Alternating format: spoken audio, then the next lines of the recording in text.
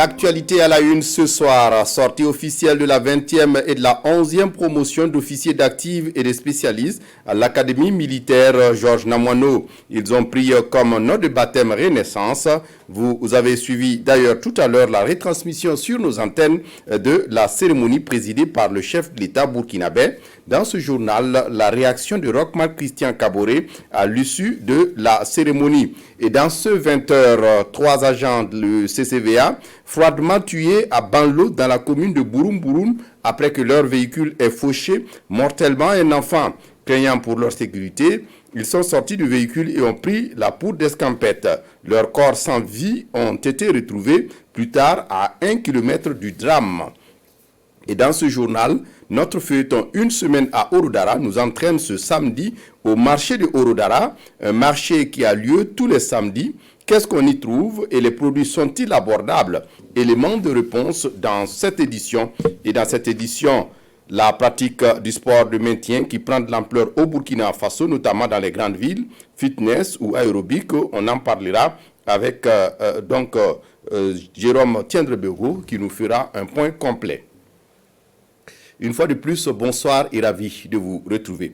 En attendant donc la réaction du chef de l'État à suivre sur la sortie officielle de militaire de l'Académie militaire de Pau, il faut dire que plus tôt dans la matinée, le président du Faso est arrivé à Pau. Le chef de l'État a été accueilli par les autorités régionales, locales et les populations de la ville de Pau. Roch-Marc Christian Kaboré a ensuite rejoint son pied-à-terre où il a échangé avec plusieurs acteurs de la région avant de mettre le cap dans la soirée à l'Académie militaire Georges Namoineau. On fait le point avec Draman Guéné. Pau est en liesse. La capitale du Naouri prépare un accueil au président du Faso. Quelques instants plus tard, l'hôte du jour est là. Bain de foule du président Roch-Marc Christian Kaboré.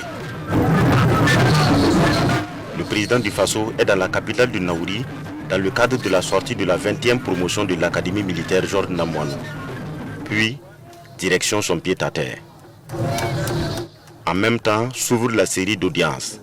Le président du Faso veut écouter toutes les couches de la province. D'abord, l'administration conduite par le gouverneur du Centre-Sud. De la reconnaissance au président du Faso, mais aussi des doléances de la région portées par le gouverneur. Notamment la route Nyorida-Manga qui est très très dégradée. On a beaucoup de barrages aussi qui ont cédé. On a des commissariats de police que nous sollicitons la construction parce que vous savez que la zone du centre-sud est une zone frontalière avec le Ghana et on a beaucoup de forêts. Donc on a besoin vraiment de beaucoup d'agents de sécurité pour jouer au travail de sécurisation de ces massifs forestiers-là. Ensuite, c'est le tour des bonnets rouges. Les chefs coutumiers sont venus échanger avec le chef de l'État. Dans l'agenda, plusieurs autres groupes, des jeunes, des personnes vivant avec un handicap et bien d'autres. Dans l'actualité ce soir, 3 agents du Centre de contrôle de véhicules automobiles CCVA ont été lynchés ce vendredi lorsque leur véhicule a percuté mortellement un enfant sur l'axe Gawa-Diebougou dans le sud-ouest du Burkina Faso. L'incident s'est produit dans le village de Banlo, dans la commune de Bouroum, alors que l'équipe était en route pour Ouagadougou. Le ministère en charge des Transports a annoncé cet après-midi l'interpellation d'une dizaine de personnes après la mort donc de ces 3 agents du CCVA, lynchés vendredi, comme je le disais, et lorsque leur véhicule a percuté mortellement un enfant. Donc, on reviendra sur cette information dans nos prochaines éditions. Et en bref, toujours, le ministre en charge de l'Éducation nationale a rassuré ce samedi que la fermeture du lycée Philippe Zenda à Kaboré, au titre de l'année 2021-2022, ne va pas impacter négativement le cursus scolaire des élèves présents à Orodara pour prendre part à la journée de l'excellence de la province du Kénédougou. Nous avons pu tendre notre micro au premier responsable de l'Éducation nationale. On l'écoute au micro de Siriki Milogo et de Ismaël Paré. Je voudrais d'abord dire que le lycée Philippe Zenda Kaboré est fermé depuis le 24 mai 2021 par une décision du Conseil des ministres. Et cette décision a été entérinée le 25 mai par le gouverneur de la région du Centre. Donc il n'y a pas eu une nouvelle fermeture. On ne peut même pas la faire parce que toute décision contraire devrait venir donc du Conseil des ministres. Alors après la fermeture du lycée Philippe Zenda Kaboré, nous avons entrepris un certain nombre d'initiatives pour ne pas pénaliser les élèves. La première a été de faire en sorte que tous les élèves des classes d'examen puissent poursuivre donc, leur apprentissage pédagogique afin de prendre part dans les mêmes conditions, avec les mêmes chances de succès aux examens. Et c'est ainsi que nous avons redéployé les élèves des classes d'examen du lycée Félix Zemba Kaboré au lycée municipal Paspanga et au lycée municipal Bambata. Et aujourd'hui, je suis content de voir que ces efforts ont permis qu'au lycée Félix Zemba Kaboré, pour le BPC, nous ayons plus de 48% de taux de succès et 49% de taux de succès au baccalauréat. Et donc, compte tenu du fait que le lycée est fermé, nous avons aussi pris des initiatives pour permettre à ces élèves de poursuivre leur scolarité. C'est ainsi que nous avons identifié 74 établissements publics de la ville de Ouagadougou. Et nous avons sorti une note pour dire que, pour le moment, donc les recrutements pour complément d'effectifs des élèves sont suspendus dans la région du Centre afin de nous permettre de redéployer ces élèves-là dans ces établissements. Il y a environ 3700 élèves qui sont concernés parce que dans les 3700, il faut enlever ceux qui ont eu le baccalauréat. Et ces élèves-là seront répartis dans ces établissements selon leur choix et en fonction des possibilités, en tenant compte de leur lieu de résidence. Et nous les avons invités à travers le communiqué que vous avez vu hier à choisir et nous avons précisé donc les établissements de dépôt des fiches et les établissements donc en fonction des, on va dire, des quartiers pour que ces élèves-là puissent choisir afin que nous puissions les réinscrire là-bas. Et donc cela nous permet donc de pouvoir donc reprendre l'année scolaire dans de très bonnes conditions. Vous avez 74 établissements identifiés. Même si chaque établissement prend 50 élèves, nous avons les 3700 qui sont recasés.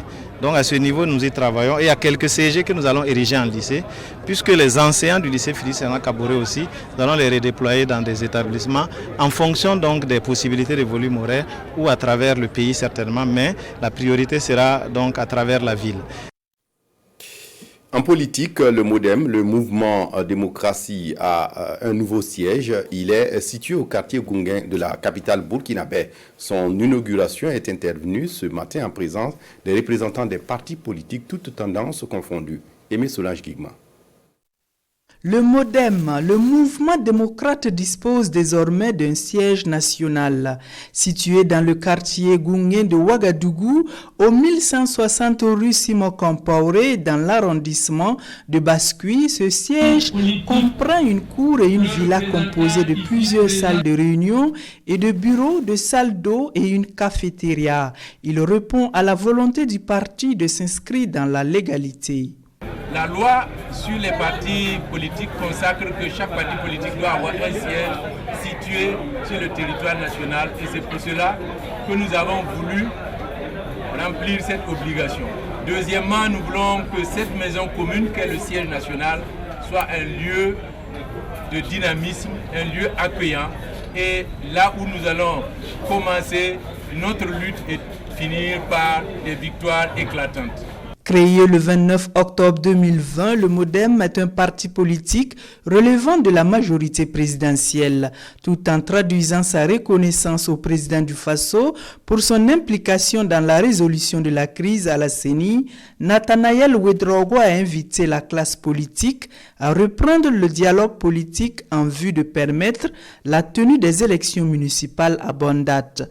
À l'entame de la cérémonie, une minute de silence a été observée pour tous ceux qui sont tombés sur le champ d'honneur. Au ministère en charge de l'action sociale, une quarantaine de femmes retirées de la rue viennent de bénéficier de kits d'installation. Des kits qui leur permettront de mener des activités génératrices de revenus et ne plus retourner dans les rues. D'un coût de 7 700 000, chaque kit est composé d'un coq, de 5 poules, de 5 pondoirs, de 2 abreuvoirs et de 2 mangeoires, d'un sac d'aliments, bétail, des produits vétérinaires et une somme de 80 000 francs CFA. Oumou Sissé. Il y a quelques mois de cela, ces femmes étaient dans la rue avec leurs enfants et faisaient de la mendicité. Aujourd'hui, grâce à l'opération de retrait des enfants et femmes de la rue, ces femmes se sont totalement métamorphosées. Et pour les accompagner, elles reçoivent ici des kits d'installation composés entre autres de poules, d'un coq, d'abreuvoir et d'un fonds de roulement de 80 000 francs CFA. Je remercie le ministère en charge de l'action humanitaire de nous avoir sortis de la rue. On a tellement souffert dans la rue et avec cette initiative, nous sommes très contentes. Nous allons pouvoir mener des activités et subvenir à nos besoins et aux besoins de nos enfants. Mais avant ce don, ces femmes au nombre de 42 de la région du centre ont suivi une formation en technique d'élevage traditionnel et en gestion de microfinance. Nous allons les organiser encore plus parce qu'il y a certaines femmes qui sont plus ou moins habiles pour le tissage. Donc nous allons les former à cela et pourront tisser à la maison et puis surveiller les enfants et surveiller l'élevage et ça va leur procurer encore plus de ressources. Donc celles qui sont attirées par le tissage ou d'autres métiers ou la couture ou les petits commerces ajoutés à l'élevage, nous allons les accompagner dans ce sens. Mais c'est minimum 3 ans de suivi que nous allons faire sur ces femmes. Un peu plus tôt, c'est le centre de prise en charge des victimes de violences basé sur le genre de Bascuit qui a vu ses capacités opérationnelles augmenter grâce à ce don de matériel de l'Organisation internationale pour la migration OIM. Un appui en ordinateur, en imprimante et des fournitures de bureaux. Et avant de poursuivre, le ministère de la Santé annonce que le cas suspect de fièvre hémorragique virale au centre hospitalier universitaire de Bogodogo n'est pas confirmé. En effet, les résultats obtenus après les examens approfondis permettent d'écarter définitivement la maladie Ebola sur le patient de 22 ans. Et puis, des sources vétérinaires en collaboration avec la Ligue des consommateurs du Burkina procèdent à la destruction de produits importés impropres à la consommation saisis dans les rayons des supermarchés de la ville de Ouagadougou. Ces produits saisis et incinérés sont constitués essentiellement de saucisses provenant de l'Espagne et selon les services vétérinaires qui ont opéré la saisie, il s'agit de saucisses contenant de la salmonelle. L'opération d'incinération s'est tenue donc le vendredi 27 août dernier sur le site d'incinération des déchets biomédicaux de la ville de Ouagadougou. Reportage Urbain Benito Somé, bienvenue dans ça. Des produits impropres à la consommation retirés des rayons et incinérés ici à la plateforme d'incinération des déchets biomédicaux de la ville de Ouagadougou.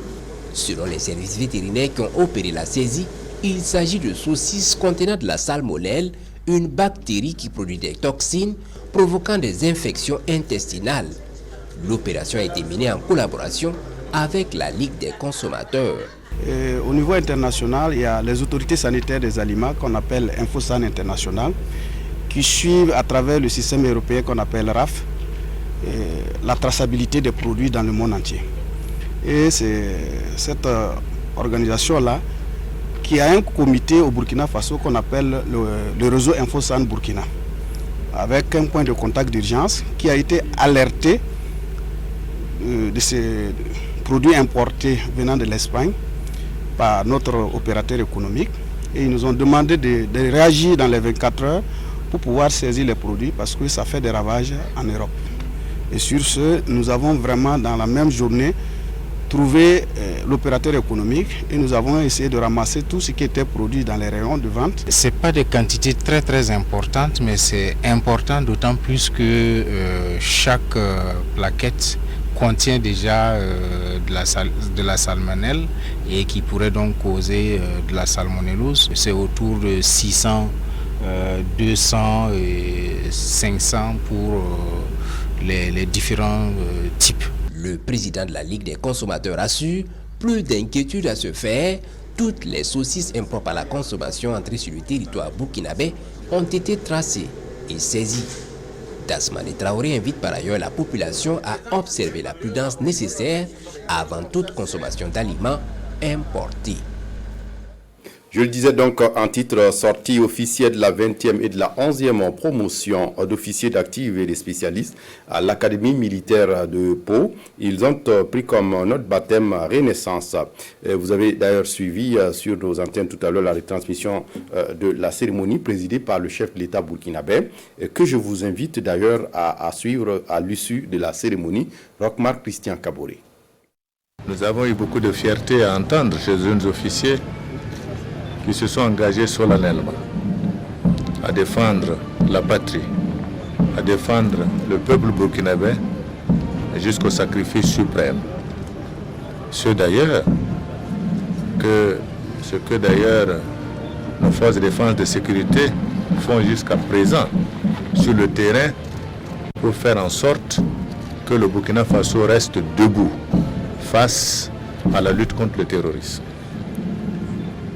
Je voudrais ici et maintenant rendre hommage à toutes ces personnes, les forces de défense et de sécurité qui sont tombées, les civils qui ont perdu la vie au cours de cette lutte contre le terrorisme.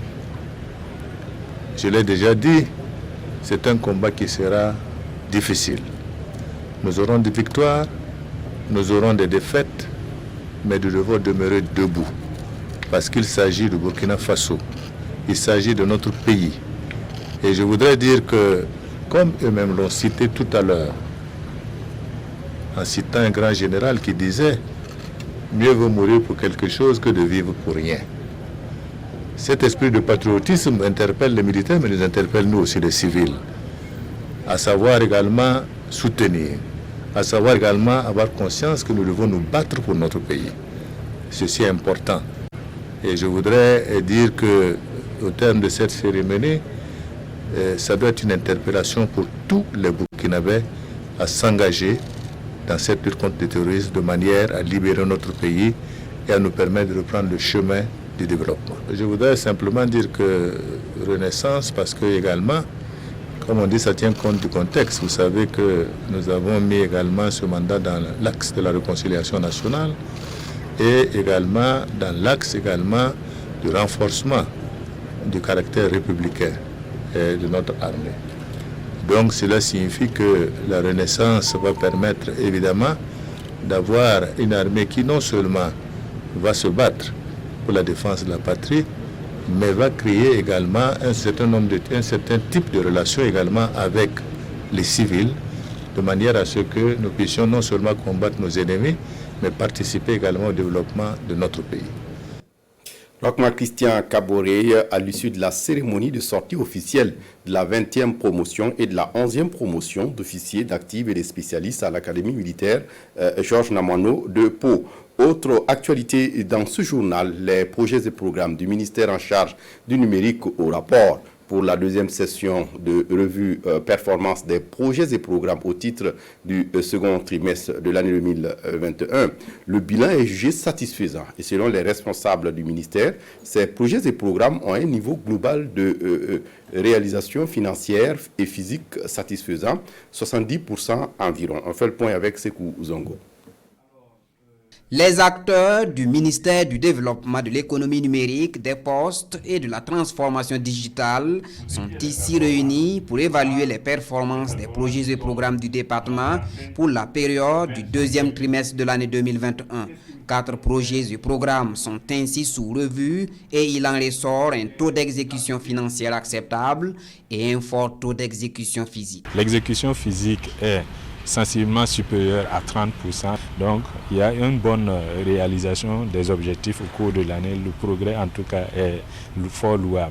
Maintenant, pour l'exécution globale, depuis le départ de ces projets, on note que la plupart de ces projets, une partie est autour de 70% d'exécution financière et une autre partie est autour de 40%, d'où une moyenne de 70% d'exécution financière. Les grosses performances physiques du département sont tirées par le projet Backbone national des télécommunications et le projet d'appui au développement des TIC. Toutefois, des difficultés freinent le bon déroulement de l'ensemble des projets et programmes. Nous avons des difficultés liées non seulement au contexte que vous connaissez de la COVID-19 et sécuritaire, Donc ça freine un tant soit peu la réalisation des objectifs, mais nous avons bon espoir en tout cas qu'avec les décisions qui seront prises à travers ce cadre de concertation, nous aurons des solutions pour améliorer leurs performances. Cette instance de suivi et d'évaluation des performances des projets et programmes du ministère du Développement de l'économie numérique, des postes et de la transformation digitale est une tradition au sein du département. Le projet e-Burkina, le projet d'appui au développement des TIC, le projet Backbone national des télécommunications et le projet d'infrastructure de communication de l'Afrique de l'Ouest sont concernés par cette revue. Le Fonds d'appui à la presse privée au Burkina a organisé ce 27 août à Bobo-Dioulasso une formation sur les dispositions en matière de dépenses publiques au profit des responsables des entreprises de presse privée. C'est une formation d'une journée qui vise à outiller donc les participants sur le processus de montage des pièces justificatives conformes à la réglementation en matière de subventions publiques. Julien Dambélé est sur place à Bobo, il nous fait le point. C'est une formation sur les dispositions en matière de dépenses publiques au profit des acteurs de la presse privée. Une initiative du Fonds d'appui à la presse privée, conformément à la recommandation de l'unité de vérification du ministère en charge de la communication. Cette séance a pour objectif d'outiller les responsables des entreprises de presse privée sur le processus de montage des pièces justificatives de l'utilisation de la subvention de l'État. Nous avons octroyé il y a quelques jours de cela, donc le 30 juillet dernier, une subvention de 400 millions à l'ensemble des presses bénéficiaires qui sont 106. Il y a un arrêté conjoint du ministère des Finances et du ministère de la Communication donc, qui oblige ces entreprises de presse-là à fournir des pièces en bonne et due forme. Et ce matin, nous sommes là pour que les différents bénéficiaires s'approprient ces outils-là et puissent vraiment être en règle et dans les délais qui sont fixés. Cette formation s'articule autour de 3 points essentiels, à savoir l'utilisation adéquate de la subvention octroyée à l'État à la presse privée, la présentation du canevas du rapport détaillé et la production des pièces justificatives conformes à la réglementation. Une démarche appréciée par les participants. Cette formation vient à point nommé parce que, étant du privé, alors quand on vous dit de justifier des fonds en fonction d'une nomenclature ou en fonction des règles de l'État, ça devient difficile pour nous. Alors donc, en venant nous former, je crois que cela va nous permettre effectivement de comprendre exactement comment il faut justifier ces fonds-là pour être en règle. La formation de Bobo-Dioulasso regroupe 19 participants venus de 4 régions du Burkina Faso. Une formation du même genre se tient simultanément à Tenkodougou et 2 autres sont prévues à Ouagadougou le 31 août prochain. On reste dans l'ouest du Burkina pour évoquer cette information des champs inondés, des voies quasi impraticables. C'est bien le constat que l'on peut faire dans certains villages de la province de la Kossi depuis la mi-août. En cause, les communes de Nouna et de Djibasso ont reçu environ 1000 mm d'eau en l'espace de 10 jours. Une quantité d'eau qui a envahi les spéculations, surtout dans les zones basses. Les techniciens du ministère en charge de l'agriculture sont à pied d'œuvre pour évaluer les superficies inondées. Et on craint pour les récoltes cette année. Karim Ouedraogo. Ces habitations n'ont pas résisté à la furie des eaux. Ces événements se déroulent dans la province de la Kossi, plus précisément dans les communes de Borasso, Dokui et Nouna. Ces producteurs désemparés nous racontent le calvaire qu'ils vivent depuis le début du mois d'août, période de forte pluviométrie dans la région.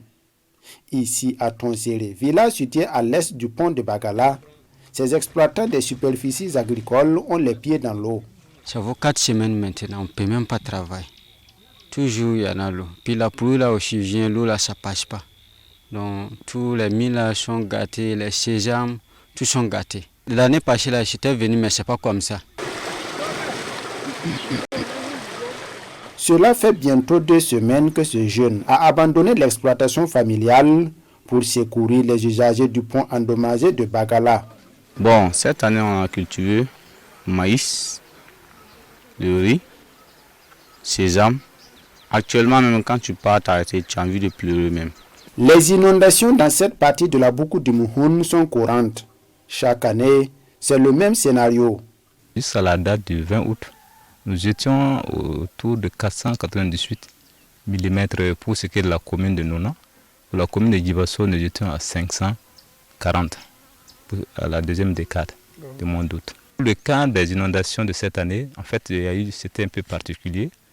Ce n'est pas forcément lié à la pluie tombée. Les inondations sont dues au débordement d'un affluent du Moun, notamment le Cossin, qui a donné son nom à la province qu'on appelle la Kossi. En fait, c'est ce débordement qui a fait qu'un certain nombre de villages ont été touchés. Les techniciens de l'agriculture évaluent les dégâts de ces inondations à travers des collectes de données auprès des ménages et des producteurs. Lorsque l'eau est sous les cultures, on ne peut pas d'office déclarer une perte. Voilà, la perte est liée au délai de séjour de l'eau sous la culture et les fonctions aussi de la sensibilité de la culture. Si nous avons la chance que l'eau se retire, on peut espérer beaucoup de choses toujours. Voilà, si l'eau doit séjourner pendant longtemps sur la culture, c'est là on peut s'attendre de grandes pertes. Pour ces producteurs, c'est une campagne agricole qui s'achève difficilement au regard des eaux toujours stockées dans les champs.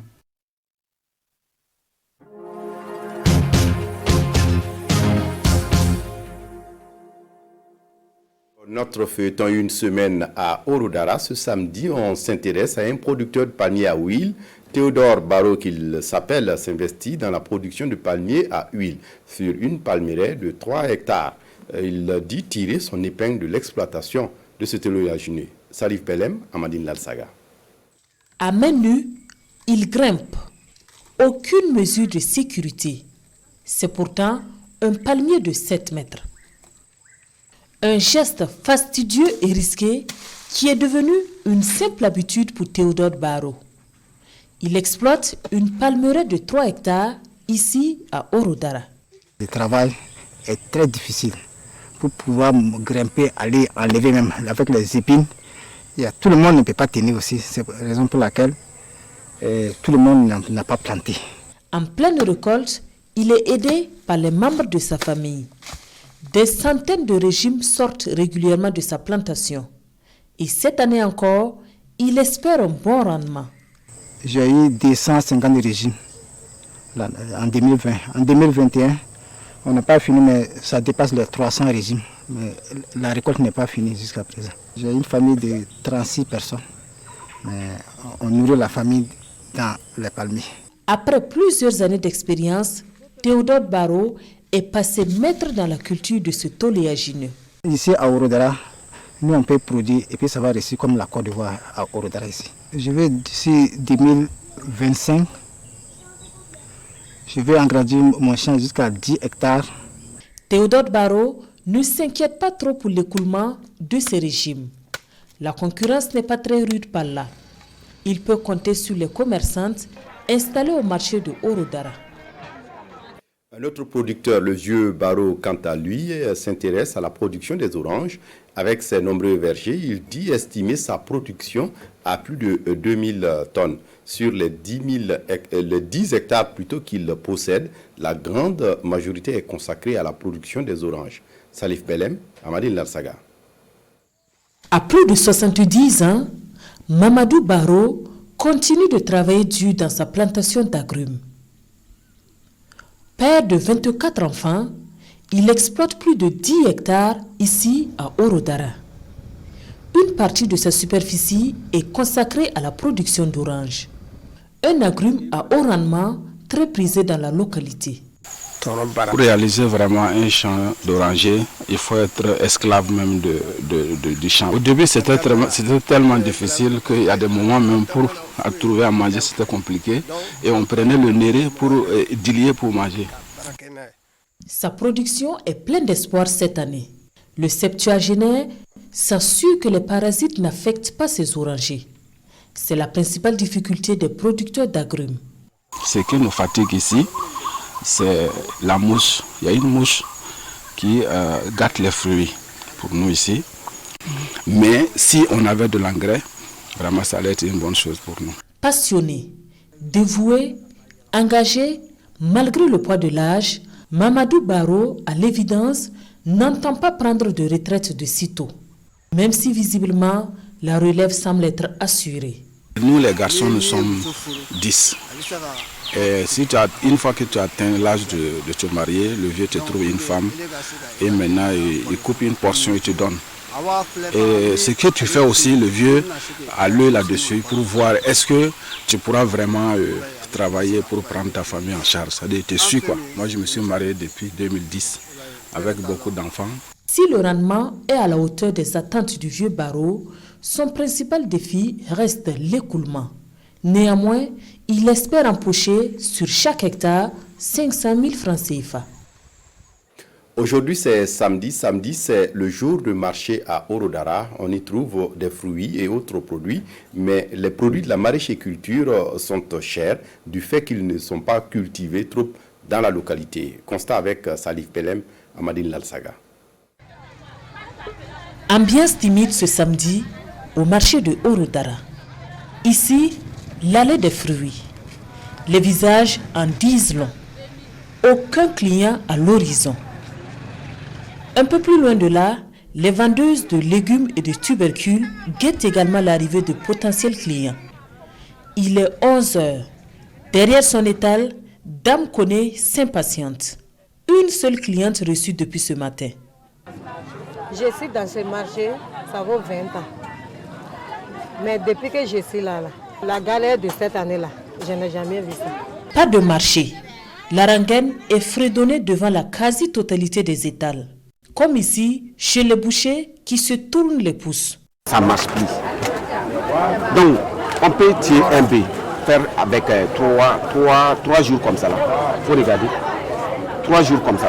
Bon, vraiment, on voit que vraiment jusqu'à présent, ça ne va pas. Les quelques rares clients rencontrés déplorent la cherté des prix des produits. Regarde ces tomates-là, que descend. Si j'achète ces tomates-là, descend, comment est-ce que je vais payer des choux? Il y a beaucoup de condiments que j'ai envie d'acheter. Les condiments sont devenus chers. Tu peux faire plus de 10 tours du marché avant de savoir ce que tu dois acheter. Et quand tu sais même, si tu ne fais pas attention même, tu vas partir avec l'argent même des vendeuses même dans le marché. Entre manque de retenue d'eau dans la localité et difficulté d'approvisionnement, du côté des commerçants, plusieurs raisons sont avancées. Les gens disent que les condiments de Orodara sont chers. Ce n'est pas nous. On ne cultive pas ici. On va le payer ailleurs pour vendre ici. On va faire comment? Par exemple, ce chou-là, on peut vendre ici à 250 ou bien à 200. Arriver à Bobo, pour prendre en gros là-bas, revenir, on te dit 250 là-bas. Pourtant, tu as vendu ici 200 et repartir payer à Bobo 250. Revenir ici, comment tu vas vendre? Le marché de Orodara se tient chaque samedi. Un marché dominé par la vente de fruits, surtout en période de récolte. Demain, nous terminons avec notre feuilleton Une semaine à Orodara. C'est fini pour le camp vacances humour organisé par le groupe Génération 2000. 2 semaines durant, les stagiaires ont pu apprendre les fondamentaux de l'humour sur scène. Les modules enseignés, notamment entre autres, la maîtrise de la voix, la respiration, la structure du texte, mais aussi l'improvisation. Amadou Marcelto.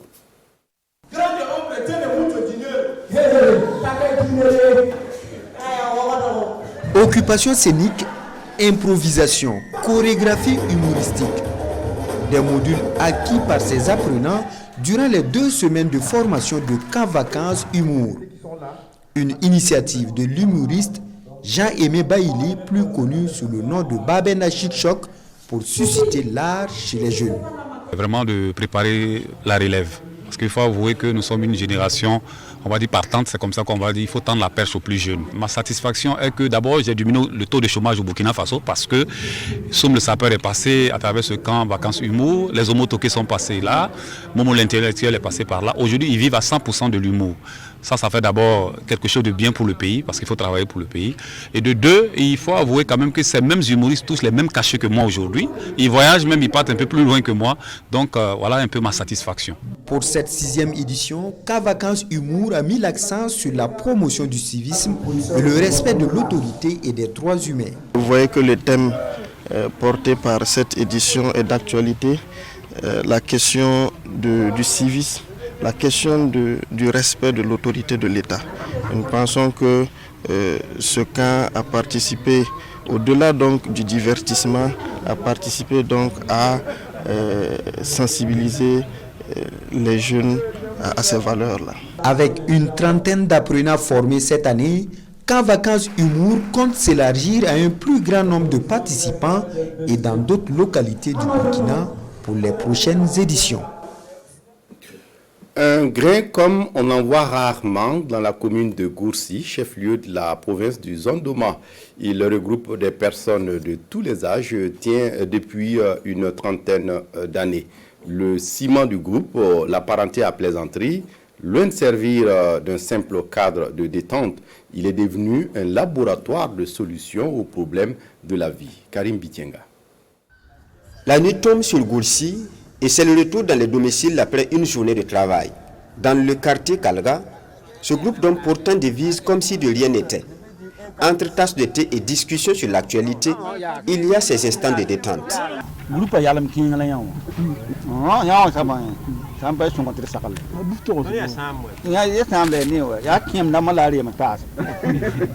Mahamoudou, du clan des Nunosé, s'en prend à la mine un forgeron.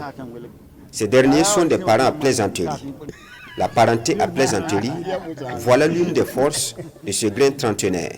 Moi, je suis forgeron. Il y a des Yarcé, des Nakomse, qui sont des Levedraogo.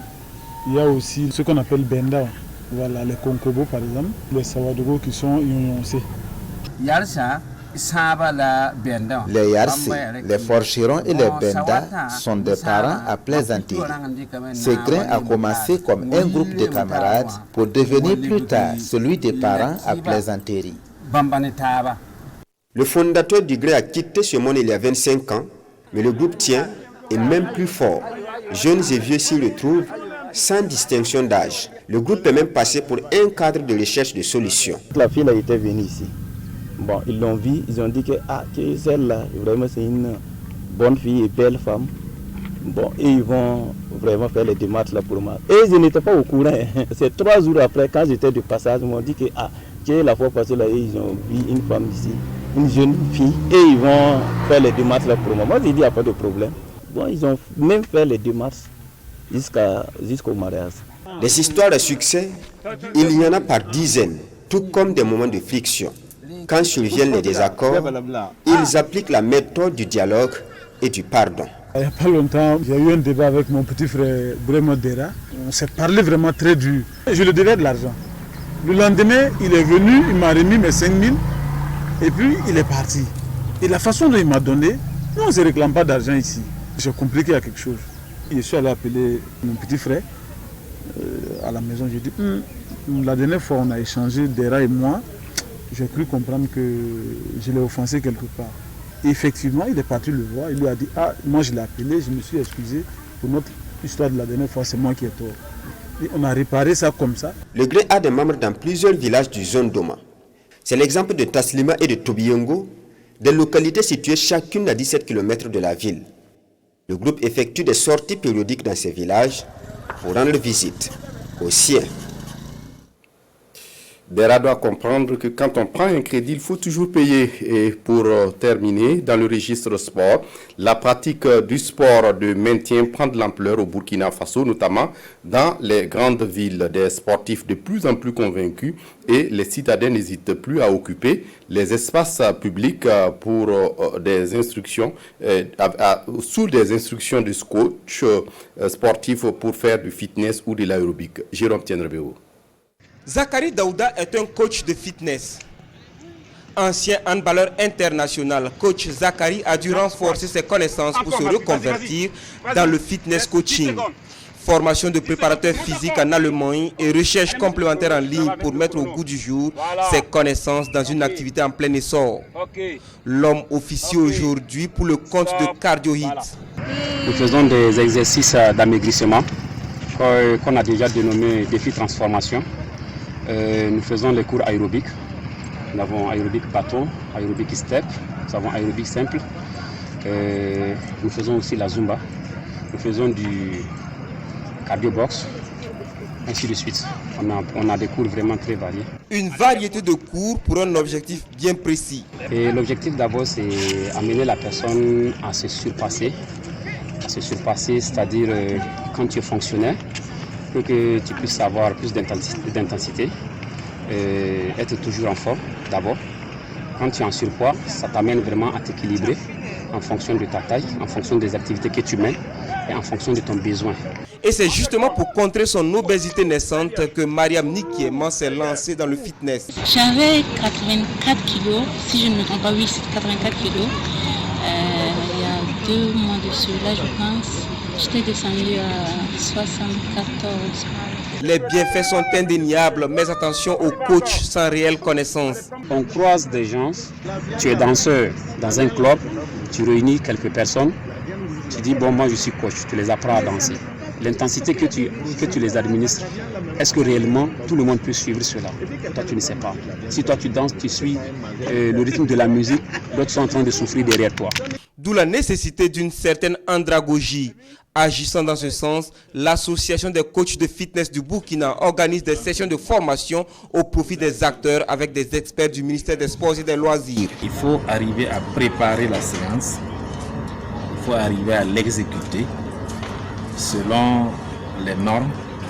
Et l'autre grande difficulté, c'est la gestion des adultes. Comment se comporter devant des adultes pour prendre en compte les préoccupations de l'adulte, pour qu'il soit motivé et pouvoir revenir la prochaine fois. L'adulte, différemment de l'enfant, sait ce qu'il veut et le coach doit prendre en compte le projet individuel de l'adulte pour pouvoir l'intéresser. Le niveau de connaissance des coachs est un pan de la problématique de la bonne pratique de sport de masse au Burkina.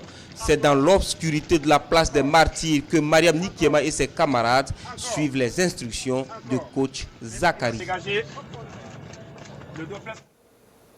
On s'arrête là pour ce journal. Merci de votre attention. Très bonne suite de programmes sur la RTB.